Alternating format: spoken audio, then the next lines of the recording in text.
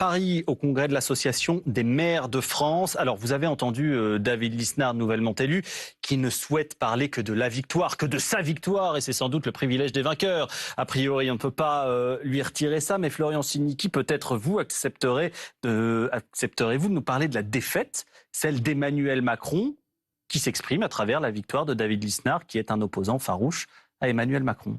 Oui, il a d'ailleurs été élu sur cela et c'est un nouvel échec dans la relation du président de la République avec les collectivités territoriales de manière générale. Le président de la République, il a été élu sur une campagne qui misait sur l'hypercentralisation en considérant que les collectivités territoriales, c'était un facteur de perte de temps, de dilution de l'efficacité de l'action publique, de perte d'argent aussi. Il a découvert avec la crise des Gilets jaunes qu'il manquait d'avoir associé ses élus à son action politique nationale, qu'on manquait de thermomètre de ce que les Français pensaient au quotidien sur les territoires et il a tenté de se rabibocher.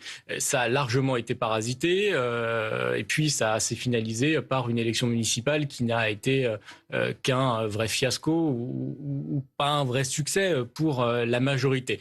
Il y a des questions qui pourrissent la relation entre l'exécutif national et les exécutifs locaux.